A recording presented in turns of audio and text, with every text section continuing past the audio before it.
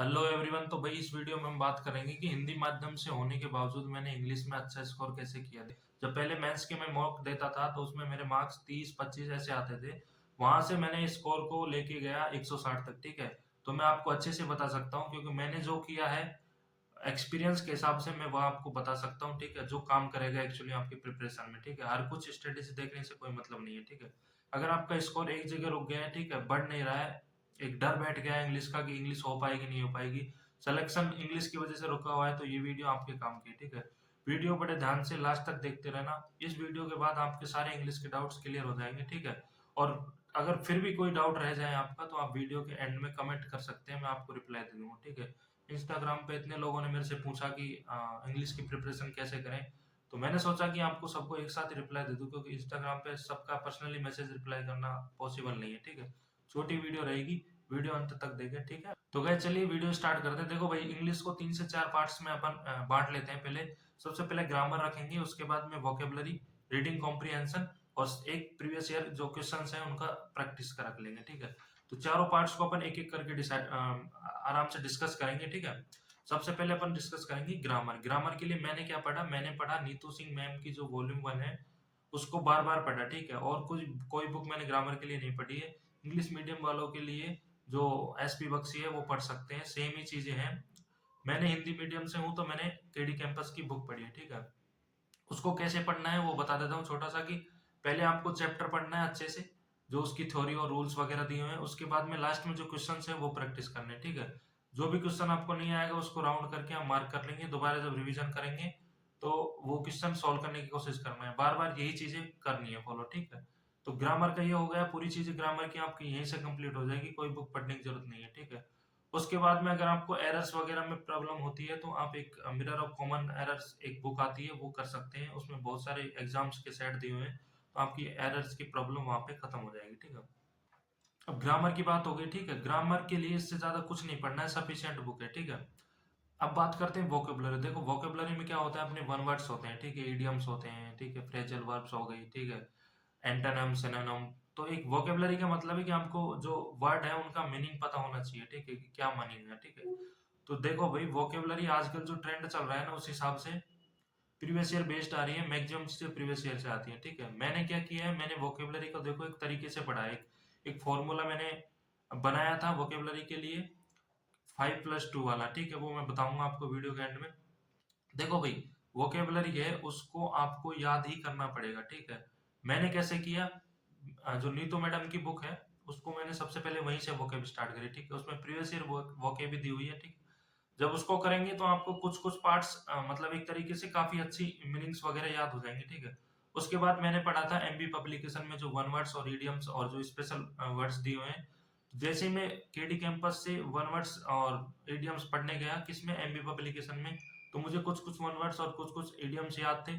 तो मेरे बहुत मतलब एक होता है ना कि कॉन्फिडेंस बिल्डअप होता है कि हाँ मेरे कुछ तो याद है। ठीक है, तो जब मैंने एमबी पब्लिकेशन को अच्छे से पढ़ा, रिवीजन बार बार किया। ठीक है, उसके बाद में मैंने क्या किया कि जो एक ब्लैक बुक आती है, ठीक है, ब्लैक बुक से लास्ट रिवीजन किया था। ठीक है, उससे पहले भी कुछ कुछ पीडीएफ या जब मॉक देता था या प्रीवियस ईयर की जो एमबी पब्लिकेशन की जो सेट्स लगाता था वहां से भी प्रीवियस ईयर के जो वर्ड्स कुछ मिलते थे वो मैं याद करता रहता था रिवीजन। ठीक है, तो चीजें क्या हो गई वोकेब के लिए, केडी कैंपस वाली नीतू मैडम की बुक, उसके बाद एमबी पब्लिकेशन और प्रीवियस ईयर के क्वेश्चंस। ठीक है, एक बुक आती है वर्ड पावर में एडीजी। देखो भाई, मैं लेके आ गया था उसको, खरीद के गया था, लेकिन मैंने थोड़ा बहुत पढ़ा था उसका पार्ट, क्योंकि वो एक तो कंप्लीट इंग्लिश में है तो उसको टाइम चाहिए। ठीक है, मेरे पास टाइम नहीं था तो मैंने थोड़ा छोड़ पढ़ के छोड़ दिया। बुक अच्छी है, अगर आपके पास टाइम है तो आप बिल्कुल पढ़ सकते हैं, अच्छी बुक है। ठीक है, मैं रिकमेंड करूंगा। ठीक है, दूसरी चीज, अगर ब्लैक बुक के बारे में मैं बताऊं तो भाई ब्लैक बुक से पहले अगर आप एमबी पब्लिकेशन, केडी कैंपस, ये कुछ नॉर्मल बुक्स जो प्रीवियस ईयर बेस्ड है इनको खत्म कर लेंगे तो आपको ब्लैक बुक पढ़ने में बहुत ज्यादा हेल्प होगी। ठीक है, तो मैं सजेस्ट करूंगा आप ब्लैक बुक पढ़िए 100%। एक जगह आपको कंपाइलेशन मिल जाएगा, लेकिन उससे पहले आप कुछ कुछ वोकेब आप एक कम से कम 40-50% वोकेब प्रीवियस ईयर की कंप्लीट कर लीजिए, तो ताकि आपको बाद में जब ब्लैक बुक पढ़ेंगे तो आपको पढ़ने में मजा आएगा। ठीक है, क्योंकि कुछ कुछ वर्ड्स वही मिलेंगे, नए वर्ड्स बहुत कम मिलेंगे, तो जब आप बार बार वर्ड्स आपको मिलेंगे वहां पर आपका कॉन्फिडेंस बिल्डअप होगा और आप इंटरेस्ट लेके आप ज्यादा पढ़ोगे। ठीक है, तो ब्लैक बुक आप ले सकते हैं।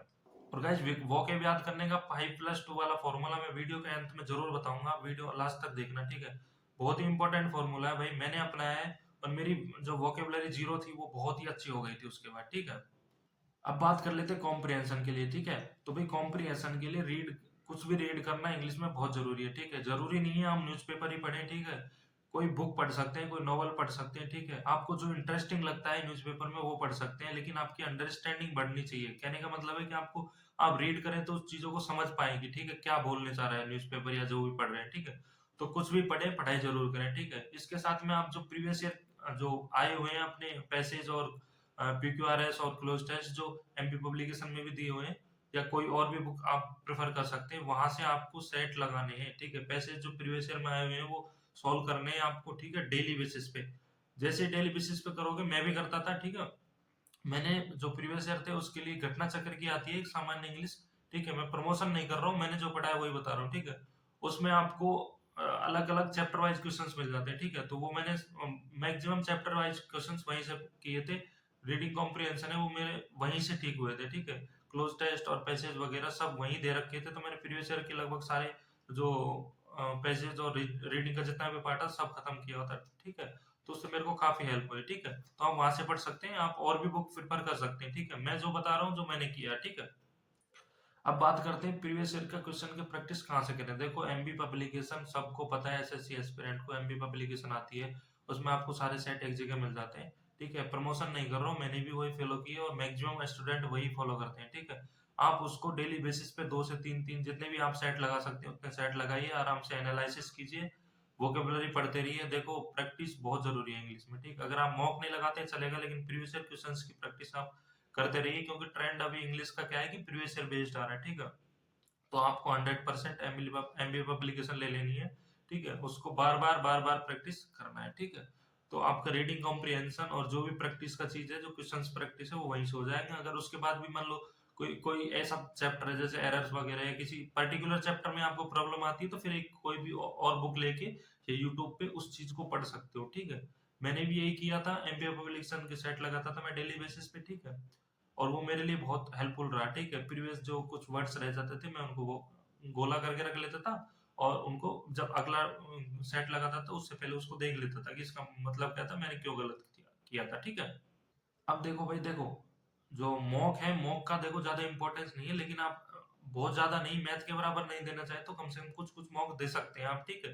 जिससे कि आपका प्रैक्टिस बना रहेगा, कि आपको मान लो एग्जाम आएगी तो उसमें आपको ऐसा नहीं लगेगा कि इंग्लिश का कुछ बहुत ही नया तरीके से आ रहा है, ठीक है। तो लेटेस्ट क्वेश्चंस की प्रैक्टिस कर सकते हो, प्रीवियस ईयर मॉक दे सकते हो, और जो भी लाइव मॉक चलते हैं तो वो आप दे सकते हो, ठीक है।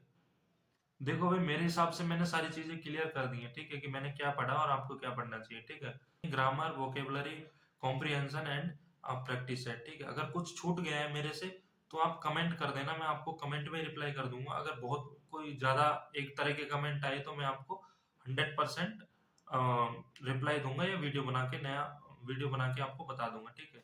एक ब्रीफ में मैं बता देता हूँ क्या करना है आपको। ग्रामर के लिए, हिंदी माध्यम के लिए आप केडी कैंपस जो नीतू मैडम की है ढंग से घोट के पी जाओ बार बार। इंग्लिश के लिए एसपी बख्शी पढ़ सकते हो, ठीक है।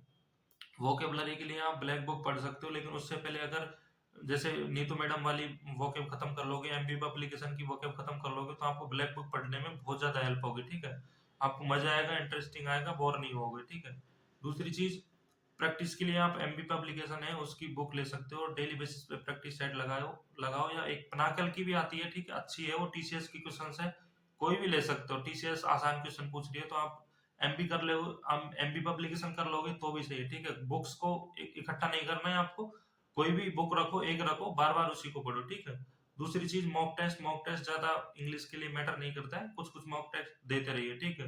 एरर्स में प्रॉब्लम आती है तो आप जो एक मिरर ऑफ कॉमन एरर्स है वो बुक ले सकते हैं, ठीक है। तो ये मैंने समराइज कर दिया चीजों को। अगर कोई भी डाउट रह गया है, देखो भाई कोई भी एग्जाम हो इंग्लिश वही है, ठीक है। एसएससी सीजीएल हो, सीपीओ हो, सीएचएसएल, एमटीएस, कोई भी एग्जाम हो, जीडी कांस्टेबल, कोई भी, इंग्लिश वही है, इंग्लिश चेंज नहीं हुआ है, ठीक है। तो आपको कंप्लीट एग्जाम, कंप्लीट सब्जेक्ट को प्रिपेयर करना है, ना कि किसी पर्टिकुलर एग्जाम के लिए, ठीक है। तो जिस भी एग्जाम में बैठोगे इंग्लिश इस तरीके से पढ़ोगे अच्छे से, तो 100% आपको सफलता मिलेगी, ठीक है। तो अब बात कर लेते हैं वोकेबलरी का जो 5+2 वाला फॉर्मूला क्या है। देखो भाई, आप one word, idioms, antonym, synonym, phrasal verb, ठीक है, जितने भी पार्ट है वोकेबलरी की, ये आपको 5 दिन पढ़ने हैं, 2 दिन रिवाइज करने हैं, ठीक है। जैसे मंडे टू फ्राइडे पढ़ने हैं, सैटरडे और संडे को जो पीछे पढ़ा हुआ है सबको रिवाइज करना है। एंड इसके साथ साथ में अगर आपने आज पढ़ा है तो कल अगला जो वोकैब है उसको पढ़ने से पहले प्रीवियस ईयर की जो पिछले दिन की है वो आपको रिवाइज करनी है, ठीक है। लिमिटेड एक एक एक क्वांटिटी रख लो कि मुझे 20 वन वर्ड्स पढ़ने हैं, 20 इडियम, डेली बेसिस पे उतने करो। वीकली आपके बहुत ज्यादा हो जाएंगे, और डेली बेसिस पे आप जब पिछले दिन का रिवीजन करोगे तो आपकी वोकैब बहुत ज्यादा रिवाइज हो जाएगी और आपको 100% याद रहेगी, ठीक है। यही तरीका वोकैब याद करने का, क्योंकि बार बार रटना ही पड़ेगा आपको, ठीक है, रिवाइज करना ही पड़ेगा।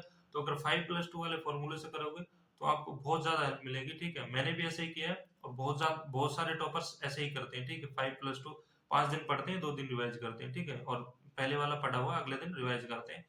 तो ये था फॉर्मूला। अगर वीडियो आपको अच्छी लगी है तो आप वीडियो को लाइक कर सकते हैं, दोस्तों के साथ शेयर कर सकते हैं, ठीक है। इंस्टाग्राम पर मुझे फॉलो कर सकते हैं, अगर कोई भी डाउट है तो आप इंस्टाग्राम पे मुझे कनेक्ट कर सकते हैं।